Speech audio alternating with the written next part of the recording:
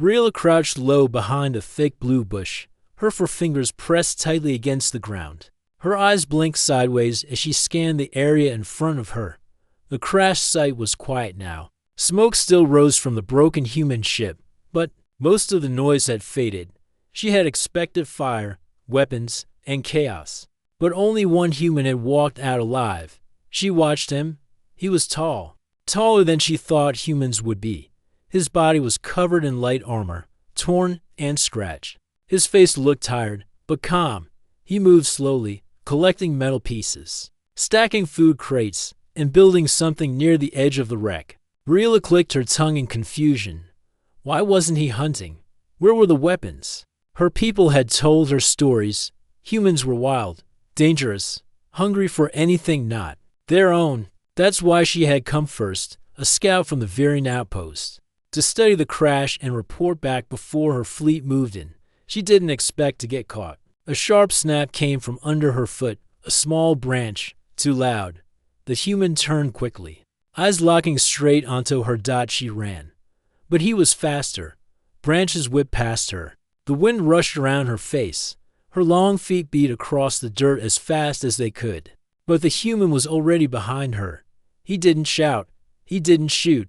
He just chased. Then came the fall. She tripped over a thick root and rolled hard into the base of a tree. Pain shot through her shoulder.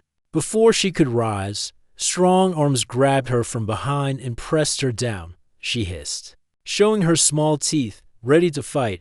But the human didn't strike. He didn't hurt her. He just spoke, calmly. Hey, stop. I'm not going to hurt you. She froze.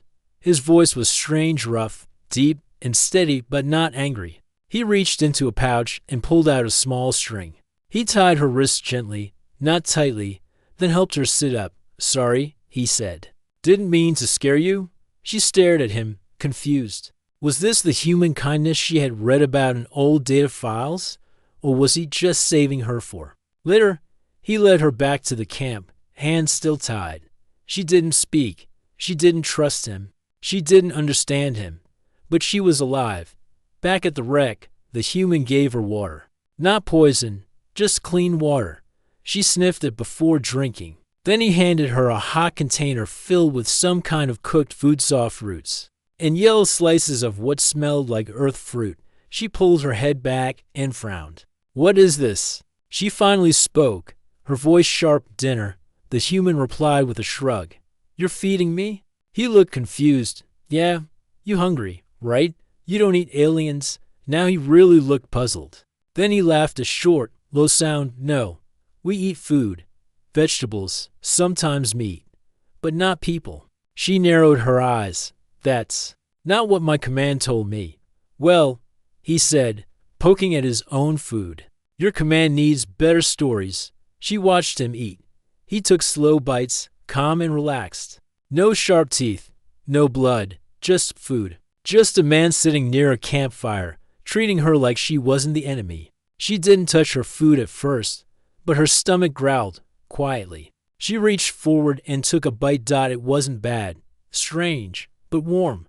What's your name? He asked, still not looking directly at her. Rilla, she said. I'm Ben. She nodded slowly. You're the only one alive. He paused. Yeah, for now. She didn't ask what happened to the others.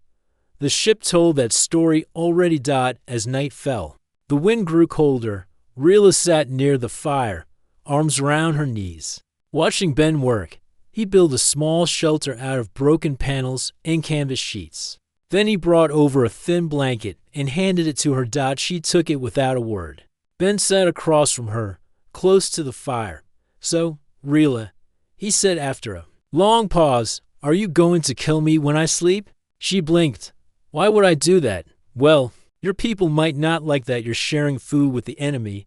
She looked at the flames. You didn't kill me. I should be asking you that. I'm not like that. She looked at him again. His eyes weren't cold. They were tired, maybe even kind. I thought humans were beasts. She said quietly. I thought aliens were monsters. He replied. They sat in silence for a while. The stars above them blinked. The forest around them whispered with night sounds. Somewhere far away, a creature howled. But neither of them moved. Rila still didn't trust him. Not fully. But in that moment, wrapped in a human blanket, fed by a human hand, she felt something she never expected. Safe. And very confused. Rila woke up before the sun rose.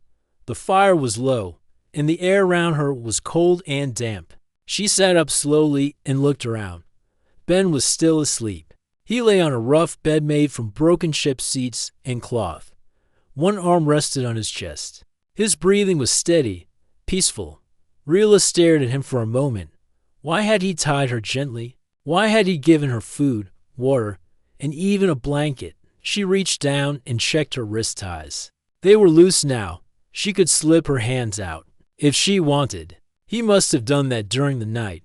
She stood, stretched her long limbs, and looked into the forest. She could run. She could disappear. But something held her back. Maybe it was curiosity, or maybe it was something else she couldn't name. As the sun peeked through the tall trees, Ben woke up with a yawn. He sat up, rubbed his eyes, and looked around. When he saw Rila standing nearby, his face lit with surprise. "You're still here," he said, smiling. She didn't smile back. "I could have left." He nodded. "Yeah, I figured you might. So why untie me?" Ben stood up and stretched. "Because if you wanted to hurt me, you would have done it already." Rila looked at him closely. "You trust too easily." He laughed quietly. "Or maybe you just seem honest." She wasn't sure how to answer that. Ben walked to the small cooking station he had made near the wreck. He pulled out a metal container and opened it. "You want breakfast?" he asked. She hesitated. "What is it this time?" "Same stuff. Dried fruit, heat packs, a few roots from the forest. Not fancy, but warm." He poured water into a container and shook it. Steam began to rise. Rila stepped closer, curious. "Why do you eat this?" Ben smiled. "Because it keeps me alive. Also, because I don't have a kitchen." She raised an eyebrow. "No meat." He looked at her. "I used to eat meat, but there's none here I trust yet. Don't feel like getting poisoned." Rila nodded slowly. "Same." They sat near the fire again. He passed her a heated meal, and this time, she didn't hesitate. She took a bite and chewed thoughtfully. "It's not as bad today," she said. Ben laughed. "You're getting used to human taste." She shook her head. "It still needs flavor." After they ate, Rila began walking around the edge of the crash site. She studied the wreckage carefully. Pieces of the human ship were scattered everywhere, broken panels, bent metal, and burnt cables. She paused near a piece of shattered glass. Her reflection stared back at her silver blue skin. Large black eyes, thin jaw, and sharp cheekbones. She looked nothing like Ben. So why did he treat her like she belonged? Ben joined her, carrying a small toolbox. "You're a scout, right?" he asked. "Yes," she said without turning. "Do you know how to fix power lines?" She glanced at him. "Why?" "Because I'm trying to get the comms unit working. If I can get a signal out, I might be able to call another ship." Rila froze. If he sent a signal, her people might hear it too. "What will you say?" she asked. "That I survived. That I need help.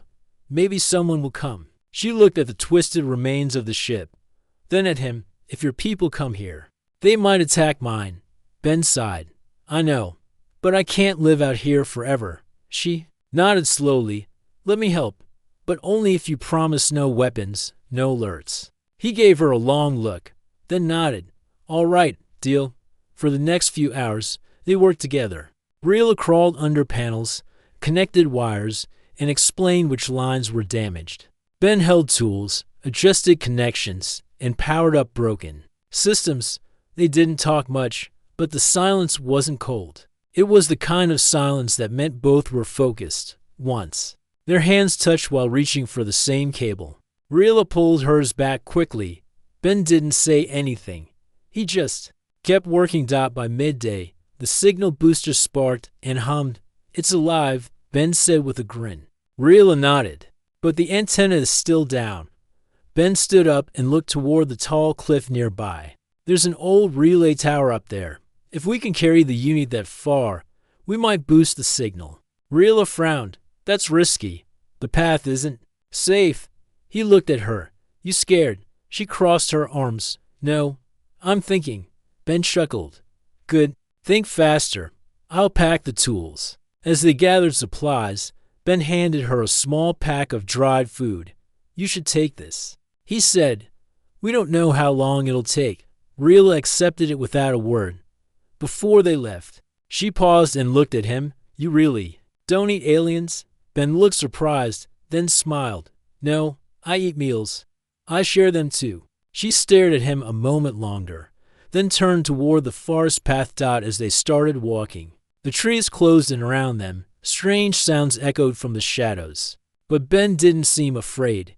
He walked with slow, careful steps, eyes scanning the path ahead. Rilla followed beside him, her mind filled with questions. Why was this human so different? Why didn't he treat her like an enemy? And why did his words, simple, honest words, stay in her mind long after they were spoken? She didn't know the answers, but for the first time, she wanted to find them. The forest was quiet but alive. Strange birds sang in the distance. Leaves rustled as small creatures ran between the trees. The path to the old tower was rough, full of roots and stones, but Rilla and Ben moved carefully. Ben carried the signal unit in a metal case on his back. Rilla led the way, using her scout training to guide them around dangerous spots. They didn't speak much during the walk, but it wasn't an uncomfortable silence. It was the kind that felt normal. After hours of hiking, they reached a clearing. A wide rock stood in the center, shaped like a flat table. A perfect place to rest. Ben dropped the heavy pack and sat down with a long sigh. That thing weighs more every mile. Rilla sat on the other side of the rock. She opened a water pouch and drank slowly. You should have built wheels, she said. Ben smiled. Next time.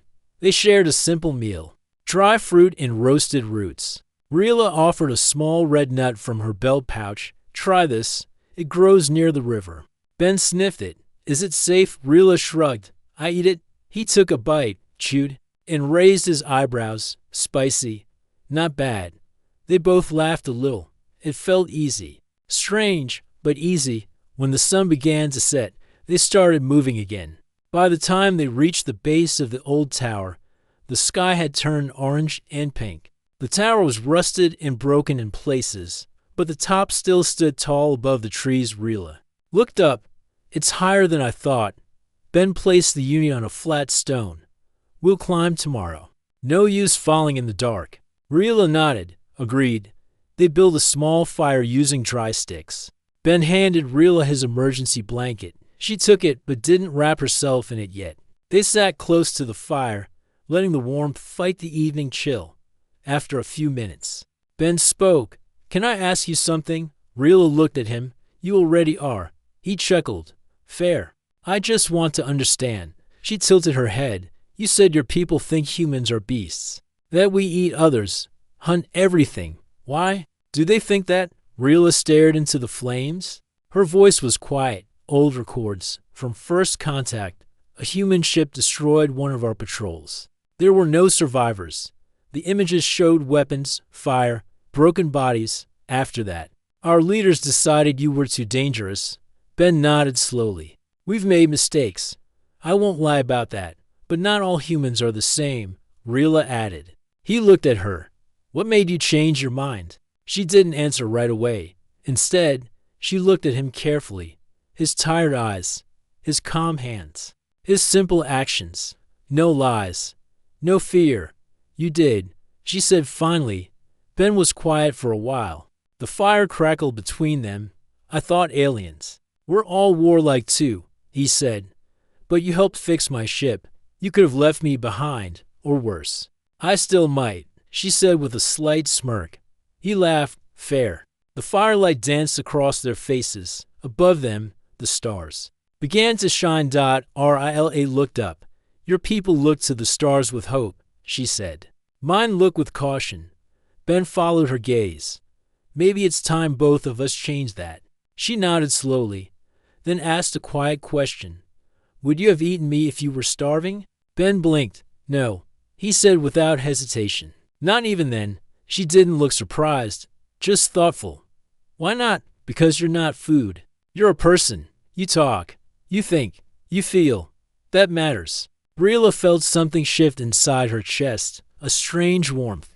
Ben continued. Survival doesn't mean losing who we are. It means remembering it. Rila looked at him for a long moment. Then she pulled the blanket around her and turned slightly toward the fire. The night grew colder. The wind whispered through the tall grass, far away. A distant howl rose into the sky. Rila didn't flinch. She simply watched the flames. Ben lay down on his side, hands behind his head. Are you tired? He asked. A little. Tomorrow, we climb that tower. Boost the signal. Maybe get rescued. Rila was quiet. What if rescue means war? She asked. Ben opened one eye. Then we stop it before it starts.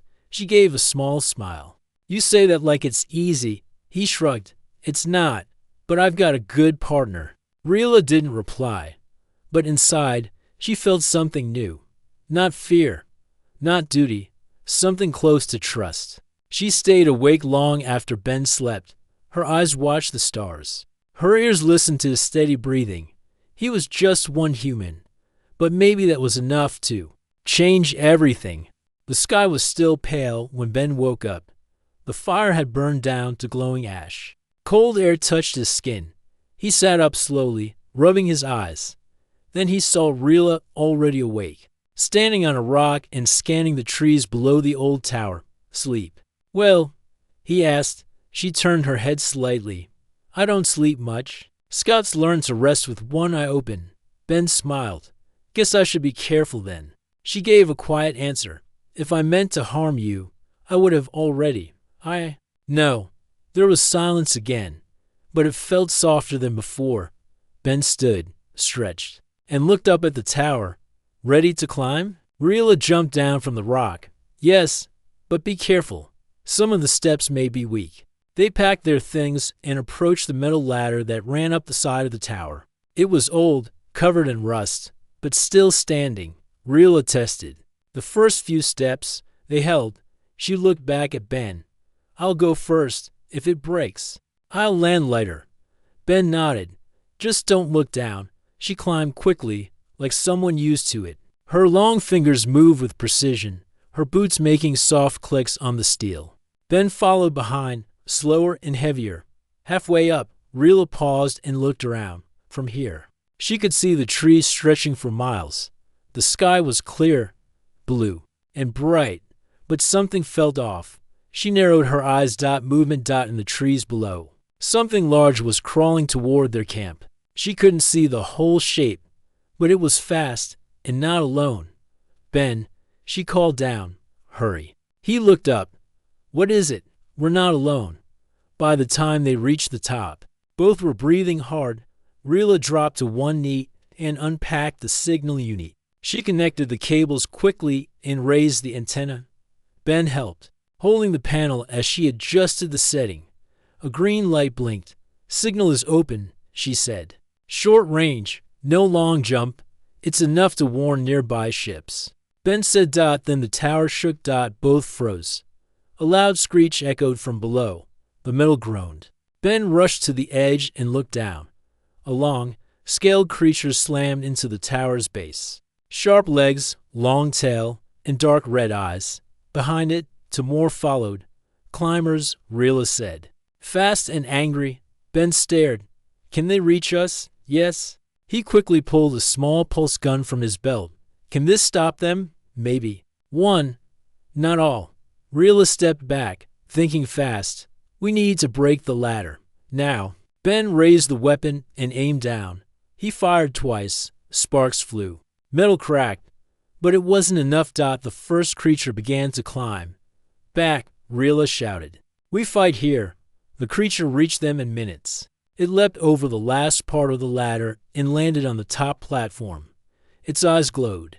With hunger, its mouth open, showing rows of flat but powerful teeth. Rila stood between it and Ben. She held a short blade in one hand. Her feet were steady. The creature lunged. She dodged fast, slicing at its side. Blue blood sprayed. The creature screamed and spun around. Ben aimed and shot again. A blast hit its shoulder. It fell back but didn't stop. Rila shouted, We can't let it push us off. The second creature appeared. Ben stepped forward. Get behind me. Rila didn't move. No. You get behind me. The creature attacked. Again, this time faster. Ben fired 3 shots in a row. One hit the chest, another struck its leg. The third missed. Rila jumped high, slamming her blade into its back. It roared and thrashed. Ben caught her before she fell. The creature collapsed. Dead. They didn't celebrate. The third one was still climbing. Ben looked at the sky. If anyone heard our signal, they better come fast. Rila turned to him. You fought to protect me. You did the same. She nodded. But I'm trained to fight. You're just human. Ben laughed. Thanks. I think. Then the tower shook. Again, the last creature reached the top, bigger than the others. Angry and loud, they backed away. The signal unit blinked behind them, still working. Ben took a deep breath. If I fall, you finish the job. Rila didn't answer. She stepped forward. I'll stop it, she said. No, Ben said. We stop it together. They charged. Ben fired. Rila slashed. The creature fought hard, knocking them back, nearly tearing the edge of the platform. Ben hit the floor, bleeding from his arm. Rila screamed and jumped, landing on the creature's head, stabbing. Deep. It roared. Ben stood again, ignoring the pain, grabbed a broken pipe, and swung with all his strength. The creature fell. It twitched once, then stopped moving. Silence. Rila dropped to her knees, breathing hard. Ben leaned against the wall, holding his arm. They looked at each other. Alive. Just barely. After a long moment, Rila stood. You didn't run, she said. Ben smiled weakly. Didn't have time. She walked over and helped him sit down. You saved me, she whispered. You saved me first. They sat together, the wind blowing across the platform. Below them, the forest was quiet again. The signal unit blinked. Still alive, still waiting. That night, they stayed on the tower. No fire, just stars. Rila checked Ben's wound and wrapped it. He didn't complain. They didn't talk much, but Rila kept watching him. This human had fought beside her, protected her, bled for her. She had expected a monster. She had found something else. And now, she wasn't sure what scared her more. The creatures below, or the way she no longer wanted to leave. The next morning, soft clouds covered the sky. The air was cold and still. From the top of the tower, Rila watched the sun slowly rise over the endless trees. The signal unit beside her blinked a soft green, still sending. Ben was asleep, resting. Against the metal wall, his arm bandaged from the fight. He had not moved much during the night. His body needed time to heal. Rila sat beside him, her eyes quiet, her mind busy. She was no longer sure what she should do. She had been sent here with a mission. Scout the human crash, study survivors, report weakness, prepare for invasion. That was her order. The Varian High Command did not allow second thoughts. They expected loyalty, obedience, results. But now things were different. She had seen the crash. She had seen the survivor. And he was not what they said he would be. Ben had been kind, careful, honest. He shared food, shared shelter, fought beside her, protected her. And worst of all, he trusted her. Rila reached into her pouch and pulled out a small black device. It was thin and sharp, almost invisible against her skin. Her private communicator, still working, still connected to Varian Command. She could press one button, and they would come. She stared at it for a long time. Then slowly, she put it back. Not yet. Ben stirred. His eyes opened slowly. Morning already? He asked, voice rough. Yes, Rila replied. You should rest more. Ben sat up with a grunt. Can't sleep forever. He looked at the sky. Then the signal unit, still running. Rila nodded. Someone will hear it soon. He gave a tired smile. Let's hope it's the right someone. Rila said nothing. She wasn't sure anymore who the right someone was. Later that day, they climbed down the tower together. Rila helped Ben when his arm hurt too much to hold the ladder. Once on the ground, they returned to their camp near the wrecked ship. Everything was still in place. The fire pit, the broken panels, the half-built shelter. It felt strange now, like something from another time. Ben sat down on a crate and looked around. Feels like home, he said. Ila sat beside him. It's strange, but I agree. They shared a quiet moment. Then Rila spoke. Ben, there's something I must tell you. He turned to her. What is it? I didn't find your ship by accident. I was sent here to observe, to report. Ben didn't speak. His face didn't change. Rila continued. If I send a full message, my fleet will come. Not to help, to take this world. Ben looked at the ground. You mean an invasion? Yes, he nodded slowly. And you haven't sent that message yet? No. Why? She looked at him. You gave me food. You gave me a blanket. You didn't hurt me. You protected me when the creatures came. Everything I was taught said humans were monsters. But you were kind. Ben looked at her. His voice was quiet. I don't know what to say. Say nothing, she said. Just know the Psi lied to my command. I told them the crash site was empty, that no one lived. Ben's eyes widened. You did that for me, for you, for peace, for something better. Ben leaned back. They'll find out someday. I know, Rila said. But not today. That evening, they lit a small fire again. The sky above them was painted in soft colors orange, gold, and violet. Ben roasted a few roots. Rila prepared a few herbs from the forest. They didn't have much, but it was enough. They sat close to the fire, warming their hands. Ben spoke first. So what happens now? Rila looked into the flames. We wait. Maybe your people hear the signal. Maybe mine come looking anyway. And if they come, we tell the truth, she said. Not every alien is an enemy. Not every human is a threat. Ben smiled. That sounds like something from an old story. Maybe we're writing a new one. As the fire crackled, Rila looked at him again. You never asked why I thought you'd eat me. Ben laughed. I assumed it was a misunderstanding. It was more than that, Rila said. We were shown pictures, videos, a human biting into cooked flesh, growling, covered in sauce. We thought you were wild. Ben laughed harder now. You mean barbecue? Yes, she said seriously. We thought it was a ritual. Ben wiped his eyes. No wonder you ran when I offered dinner. I thought it was me on the plate. They both laughed until they had tears in their eyes. The forest around them was quiet, peaceful. For now, that night, as they lay near the fire, Rila stared at the stars again. Her communicator was still in her pouch. She didn't touch it. She didn't need to. Ben had become more than just a survivor. He was proof that old stories could be wrong. And maybe new stories could begin. The sun was shining gently through the trees when Rila returned from the forest. In her hands were fresh fruits, round and green, with small blue leaves still attached. She also carried a few roots and a soft plant with orange petals. Ben was sitting near the fire pit, adjusting a metal box with tools from the wreck, when he saw her. He smiled. Looks like you've been busy, he said. I brought food, Rila replied. It's not much, but it's fresh. Ben looked surprised. You picked all that yourself? She nodded. Some are safe for humans. I tested a few last night. He raised an eyebrow. You tested them on yourself? I'm not going to poison my only friend, she said calmly. Ben chuckled. Well, I appreciate that. They worked together to prepare the meal. Ben set up a small pan over the fire. He added some herbs and pressed a heat pack beneath it to raise the temperature.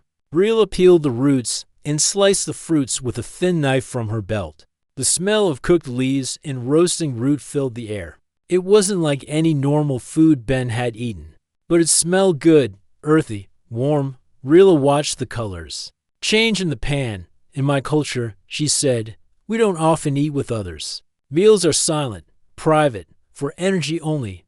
Ben poked the food with a stick. That's sad. Humans talk while eating. It's the best time to share stories. She tilted her head. What kind of stories? Ben looked thoughtful. Family. Stories. Adventures. Strange dreams. Sometimes even lies that make people laugh. Lies for laughter, she asked, confused. We call them jokes. Rila tried to understand, then said, tell me one. Ben scratched his head. Okay, here's one. Why did the starship pilot bring a ladder to the bar? Rilla blinked. Why? Because he heard the drinks were in the house. She stared at him, then blinked again. That's confusing, Ben laughed. I'll try a better one next time. They sat by the fire and began eating. The roots were soft and full of flavor. The fruits had a sharp sweetness. Even the orange petal plant had a strange taste, but not unpleasant. This is better than ration packs, Ben said between bites. You're welcome, Rilla replied, chewing slowly. They sat in peace, no sounds, except the crackle of the fire and the wind in the trees. Then Rilla asked, why do humans enjoy sharing food so much? Ben looked at her. Because it brings people closer. When we eat together, we're not just filling our stomachs, we're showing trust. She thought about that. You didn't know me. You gave me food anyway. You were hungry. What else was I supposed to do? Rilla looked down at her meal. That simple action changed everything. Ben smiled. Sometimes small things do. After they finished eating, Ben stood and stretched. You know, this place doesn't feel like a wreck anymore. Feels like a camp, a home. Rilla agreed silently. Her heart felt strange. Not heavy, not light. Just unsure. Ben continued.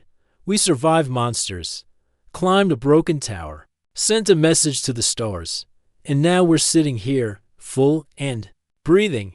She looked at him. You're proud of this? Yes, he said, because we did it together. She stared into the fire. Where I'm from, pride is dangerous. It leads to mistakes. Ben shrugged. Maybe. But it also gives strength. You should be proud too. Rilla didn't speak, but her eyes softened. As the day passed, they built a stronger shelter together. Ben attached stronger panels. Rilla gathered thick leaves to cover the top. They even made a rain catcher using broken glass and a bent pipe. They were no longer just surviving. They were living. That evening, they shared another meal. This time, Ben pulled out a surprise from his pack, a small silver container, sealed tight. What's that? Rilla asked. Emergency celebration rations, Ben said. Never opened it until now. He popped it open. Inside was a soft bar made of chocolate and dried fruit. Rilla sniffed it. Smells strange. Try it, Ben said, breaking it in half. She took a bite. Her eyes widened. This is sweet. Ben grinned. It's called chocolate. A human favorite. She finished her piece slowly, enjoying every bite. I understand now, she said. This is why humans don't eat aliens. You already have better things. Ben laughed. Exactly. Later, they sat quietly, watching the stars appear.